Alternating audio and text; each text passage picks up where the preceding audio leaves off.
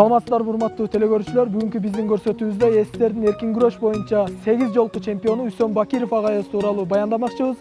Биз менен калыңыздар.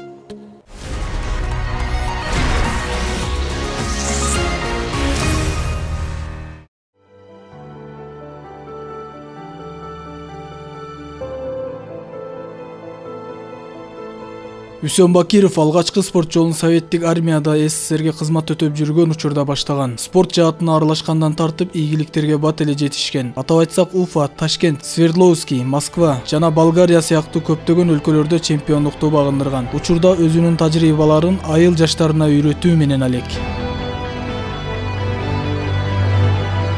Агай, айтып кетсеңиз, биздин телекөрүүчүлөр азыр сиздин ушул спортко кантип аралашып, ким тарабынан кызыгып калганыңызга кызыгып аткан болуш керек. Айтып өтсеңиз. Мен биринчи алгач армияга барып, спорт учурда болуп, бүт республиканы көтөрүп, акырында Болгарияга чейин барып чемпион болдум. Ошондон бери үзгүлтүксүз машыктырып келатам. СССР малында ийгиликтер жетишүү деген аябай кыйын болчу. Бүт Россиянын, бүт Орта Азиянын республиканы бүт көтөрүп переноваларга катышып элек. Ошол убакта биринчи Уфада биринчиликти алгам. Андан кийин Ташкентке келип, Ташкенттен биринчиликти алдым, Өзбекстандын Ташкентине келип. Андан кийин Свердловскийден алдым. Андан кийин Ереванга барып, Еревандан алдым. Анан Москвага бардым, Москвадан алып, анан Болгарияга бардым. Ошол бардык жерде чемпион болдум. Болгарияда 3-чү месттен алып келдим. Ошо сиздин ушунча ийгиликтерге жетишишиңизге албетте мындай талыкпаган эмгек, мындай өзгөчө ыкмалар, өзгөчө машыгуулар талап кылынды да. Сиз кандай машыгууларды өткөргөнсүз ошол ийгиликтерге жетиш үчүн? Тыным жок машыгуу болгон. Эртең менен чуркоо, андан чуркап келгенден кийин завтрак берип, завтрактан эле машыгуу 2 саат, андан кийин сууга бассейнге 2 саат түшөт элек, андан кайра эле обедтен кийин, обедти бергенден кийин кайра машыгуу. Күнүнө 4 саатта машыгуу болчу эле. Ошентип машыгууга чыдап, менин машыгууга ынтызарым ушул алдыма максат койдум. Мен чемпион боломун деп алдыга максат коюп, чыдап, ушунча ийгиликке жетип отурам.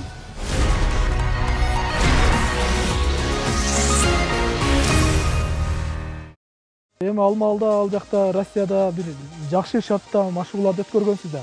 Азыр мына бизде чынында Кыргызстанда мындай шарттар жок. Бирок ошол сиздин деңгээлиңизге чыкса болобу ушул өзүбүздүн азыркы Кыргызстанда шарт менен? Россияда Союз СССР малында шарт аябай жакшы болчу. Бирок ийгиликке жетүү кыйын болгон. Себеп дегенде көп жерлерди басып, көп соревнованиядан алып өткөн. 15 өлкө менен таймашчыңыз, 15 өлкөнүн спортчулары менен чыкканында гана чет мамлекет болчу. Азыр ийгиликке жетүү менимче оңоюраак, мурункуга караганда. Жок, айтайын дегеним шартты айтып атам да, азыркы абал. Азыркы шарт Кыргызстанда шарт жакшы эле болуп калды. Чыкса болот. Аракет кылыш керек, эмгектениш керек. Бул спорт чеги жок. Эмгектенип, ошончолук аракет кылсаң, ошончолук ийгиликке жетишесиң. Азыр жетишсе болот. Эмгектенип, демек аракет керек экен да. Аракет керек да. Алдыга максат коюп туруп, аракет кылып эмгектенсе жетет ийгиликке. Сиз балдарды ушул спорт залда машыктырасыз да? Мен азыр ушул спорт залда көп жылдан бери машыктырам. Залыбыз быйыл 2 жыл болду ачылганына. Буга чейин башка жерлерде машыктырып келгенмин. Азыр шартыбыз жакшы. Азыр машыгууларыңыз барбы азыр? Азыр машыгуум бар. Азыр кирсек болот да? Кирсек болот. Урматтуу телекөрүүчүлөр, биз азыр ошол спорт залга кирип, айылдагы чыныгы табигый күчү менен машыгып жаткан биздин спортчулардын машыгууларына күбө болсок, биз менен болуңуздар.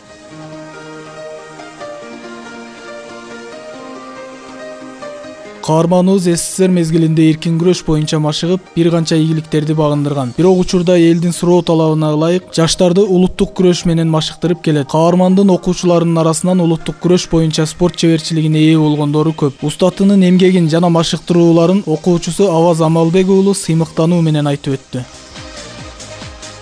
Ошол маалда Россияда чемпион болуп, атактуу киши болгон илгери. Азыр биз ушу кубанычтабыз, себеп дегенде ушундай чемпион агай ушул айылга келип, биздин айылды көтөрүп, ушу жаш балдарга бизге тарбия берип, мисалы Үсөн агайыбыз жок болсо, башка машыктыруучу жок болот эле. Ушул агайыбыз бар, ушул агайыбыз аркылуу көп жерлерге барып атабыз, көп жактарга чыгып атабыз. Негизи бул агайга 7-8 класстан бери чыгабыз. Ошондон бери мына мектеп аралык күрөштөр болот, райондук күрөштөр болот, областтык күрөштөр болот. Ошолорго барып, областтан, райондон көп жолу эле ийгиликке жетиштик. Окуп жүргөн маалда, окууну бүткөндөн кийин канча жолку райондо чемпион болдук. Областтарга барып күрөшүп жүрдүк, алтын кур болду, ошол маалдарда күрөшүп аттык. Ушул агайдын аркасында ушундай ийгиликтерге жетишип, ушундай күрөштөргө барып жүрөбүз. Мына урматтуу теле-көрүүчүлөр, биз азыр ушул агайдын машыктырган спорт залында турабыз. Агай, айтсаңыз, бул жерде спорттун кайсы түрлөрү менен машыктырасыз негизинен? Мен бул жерде көп жылдан бери спорттун улуттук күрөш боюнча машыктырам. Көп жылдан бери машыктырып келатам. Ийгиликтер аябай жакшы болуп атат. Мен окуткан окуучуларым райондук деңгээлде, областтык деңгээлде, республикалык деңгээлге уже чыгып, жакшы ийгиликтерди алып келип атышат. Өзүңүз кайсы спортто аркалагансыз негизинен? Биринчи кайсы? Өзүм биринчи армияда спортивный ротада болуп, эркин күрөш боюнча аркалап, 85-жылы спорт чеберин алгам. Ошондон бери анан кийин Новосибирскийде окуп, ал жерде машыктыруучу болуп иштедим. 3 жыл университетте. Ошондон бери ошондон келип, окууну бүтүрүп келип, мына Корул айылына келип, өзүмдүн айылыма келип, ошондон бери улуттук күрөш боюнча, эркин күрөш боюнча машыктырып келе жатам. Үсөн Бакиров жаш кезинен эле бир багытта жүргөн мыкты жигит болгонуна жана спорт жаатында көлөмү кичине экенине карабай, күчтүү экенин досу Жылдызбек Кыдыралиев белгиледи. Үсөн досум өзү кичинесинде эле, негизи кичине эле, бирок кичинек десе кичине эмес экен, спорт боюнча спорт өзү бөлөк экен. Анан бул кызыктуу нерсесин айтканча кетейин. Өзү Батырбек деген досум бар эле, качып болуп кетти, бирок ошол жигитти асфальтка алып барып, тийишип көрдү эле. Чаам, койчу сен жаш баласың деп. Ыргытып туруп, кишерден путу менен кармап калган ол жигит. Болбосо мээси чачырап кетмек ушул жигитибиздинчи, досубуздун. Өзү күчтүү, бул молодец да. Анан бул негизи принциптүү жигит да, бул күрөш боюнча гана карайт. Окуучуларды окутушуң керек, күрөштүрүшүң керек, ошону тарбиялашың керек депчи. Бир гана принципте жүргөн жигит, молодец. Ушундай жигиттер Кыргызстанда көп болсо, мастер спорттор, Кыргызстан туусун көтөргөн жигиттер чыкса, биз үчүн, эл үчүн, кыргыз эл үчүн дүйнө жүзүнө таанымал болобуз да, биз Кыргызстан.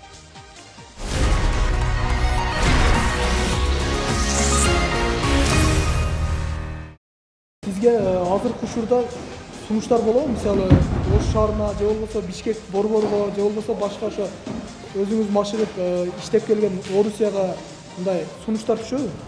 Мага сунуштар мурун Россияга кайра чакыруу сунушу болгон. Мен өзүм барбай койгон, шартыма байланыштуу. Андан кийин Ошко чакырды Динамога. Ага дагы шартыма байланыштуу бара албай калдым. Ошондон бери мына Эми шартыңыз болгондо кандай шарт ал? Түшүндүрүп кетпейсизби? өзүмдүн жашаган Корул айылында жашаган өзүмдүн туугандарымдын, өзүм өлкөлөрүмдү чыгарам, алдыга чыгарам деп ушул жерге калып отурам. Башка жака барбай. Ошол максаттарыңыз орундалып атабы? Ошол максаттын орундалып, мына өзүмдүн окуткан окуучуларым менен машыгып кеткен окуучулар азыр Казакстанда биринчиликти алып, алдыңкы местаны алып, андан кийин алдыңкы окуучуларым Бишкекте азыр зал ачып, анан Ошко зал ачып өзүнчө менин аркаман антип чоң ийгиликтерге жетишип келатышат. Мына Курманжан аткада Кыргызстан боюнча биринчиликти алып, автомобиль мына Адилов автомобиль алып, жогорку призди алып келген. Андан кийин ийгиликтерим bir balam hazır Kazakistan'da birincilikte alıp Çimkent обласы боюнча birincilikte alıp oturат дайым. Ол Эсенұлы Ерлан. Андан кейін оқытым Орынбек Азматұлы. Ол hazır Кытай мамлекетіне, Корея мамлекетіне барып чоң ийгиликтерди алып келип отурат. Спорт дегенде ичкен ашын жерге койгондор көп, бирок багытты туура берүү ар кимдин колунан келе берери күмөн. Биздин каармандуу окуучулары эмне себептен баалаганын ачык айтышты. Ошол мындан 5 жыл мурда мен 4-классымда болгондо агай автомобиль деген окуучусу менен биздин мектепке барган, тандаган окуучуларды ошондон бери катышып калганбыз. Көптөгөн ийгиликтерге жетиштим десем болот 5 жылдын ичинде. Көп эле жерлерге алып барды, көп эле ийгиликтерге жетиштим. Bizim gelgenimizin sebebi bu agay her bir okuşunu öz balasına alıp tarbiyalайт. Анан калса эмени приемдоду жакшы көрсөтүп берет. Ошондуктан ушул агайды тандалдык. Чыгарган балдар ушунча жогорку деңгээлге жетишиптир. Эмне себептен ушул өзүнүн айылында же болбосо Ош шаарында, мына Бишкек шаарында спорт жаатында жүрбөй жатышат. Ошо Казакстанда башка жакка эмнеге кетип атышат? Себеби өздөрүнүн шартына байланыштуу каражатына карап, ошол жакта эмгектенип, ошол жактан чыгып, ошол жакта ийгиликтерге жетишип атышат.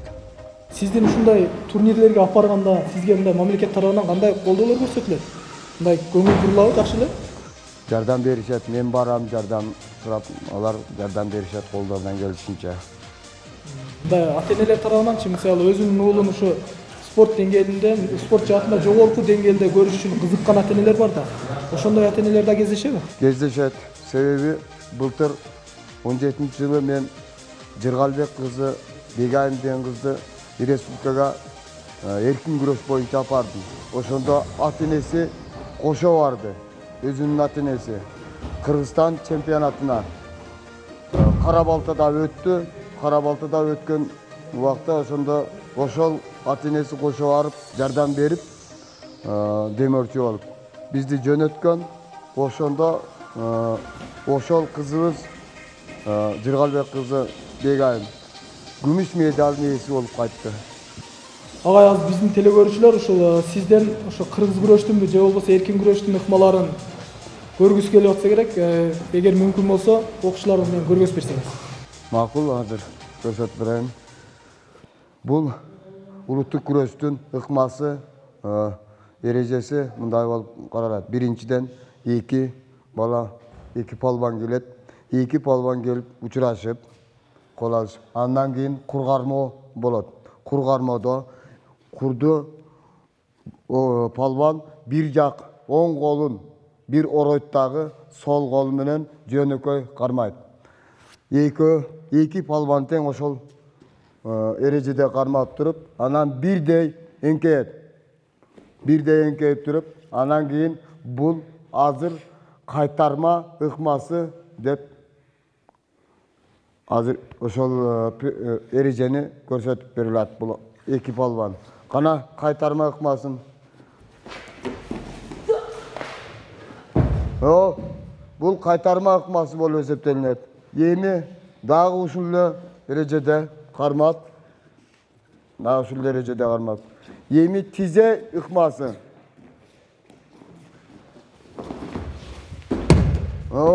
Бул тизе ыкмасы. Эң жөнөкөй, эң оңой ыкма, жамбаш ыкмасы. Бул тизеге көтөрүү, кайтарма алуу, бул кыйыныраак ыкма. Жамбаш ыкма эң оңой эреже болуп.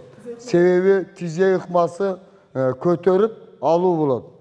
Көтөрүп жерден үзүү ыкмасы болуп эсептелинет. Күч керек. Кайтарма алууда дагы жогору көтөрүп жерден үзүп, анан тегеретип кайтарып алуу. Бул жамбаш ыкмасы жерден үзбөй туруп деле алса болот. Себеби бул ыкма жөнөкөй ыкма болуп эсептелинет. Кана Оң қолды орап, сол қолды жөнөкөй кармайбыз дагы, анан кийин эңкейебиз. Немесе кетти, жамба шыкмасы.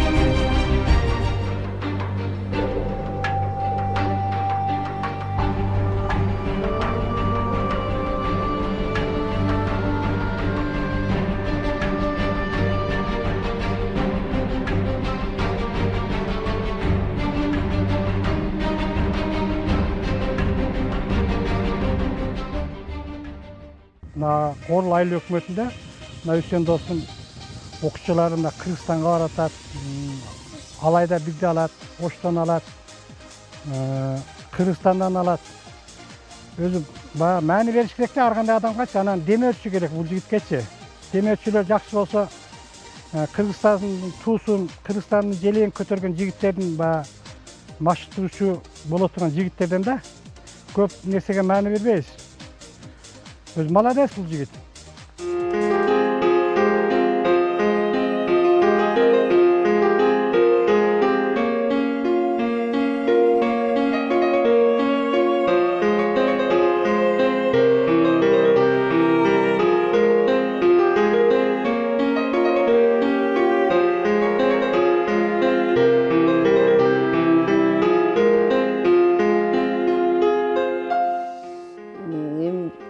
Спортчунун айылы эмес, турмушта деле кыйынчылыктар болот.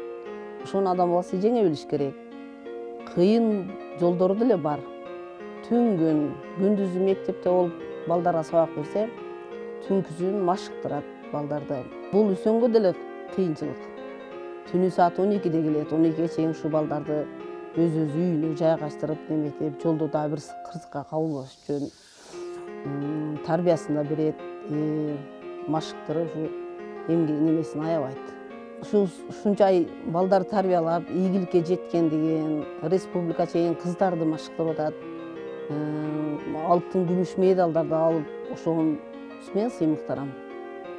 Эң негизгиси ушу үй бүлөдөн башталат. Буга качан келсе, кайсыл убакта кым көрөм. Абам кашым дебейм. Дагы ушу өрчүсүн, элдин адамы болуп, эл үчүн кызмат кылып, ушу тарыхта калып, ушундай Үсен агайыбыз бар болчу деп, атадан балага, баладан небере чеберелерине калса деген ниет тилегибиз бар. Менин максатым келечекте, мен өзүмдүн үй бүлөмдө келинчегим айткандай 7 балам бар. Менин 7 балам эмес, мен спортчулар машыктырган спорттогу балдарым бардыгы менин балдарым деп эсептейм. Булардын келечеги үчүн кам көрөм. Буларды олимпийский чемпион кылганга, Азия чемпион кылганга, Европа чемпион кылганга мен алдыга максат коюп аракет кылам. Биринчи жагынан үй бүлөдөн колдоо да болуш керек да. Үй бүлөдө колдоо менде мына өзүңөр көрүп атасыңар, жеңим дайым колдоо көрсөтөт, келгенде келдиң деп тосуп алат, кеткенде аябай жакшы кылып жөнөтөт. Башка жака мисалы үчүн соревнованияга болгондо аябай жакшы жөнөтөт, жакшы барып кел деп. Ошол колдоо болгондуктан мен ушу эрежеге жетип атам. Урматтуу телекөрүүчүлөр, биздин канал ар дайым спорт жаатына эмгек сиңирип келе жаткан спортчу мекендештерибизди эфир аркылуу чагылдыра бермекчи. Биз кайрадан жолугабыз.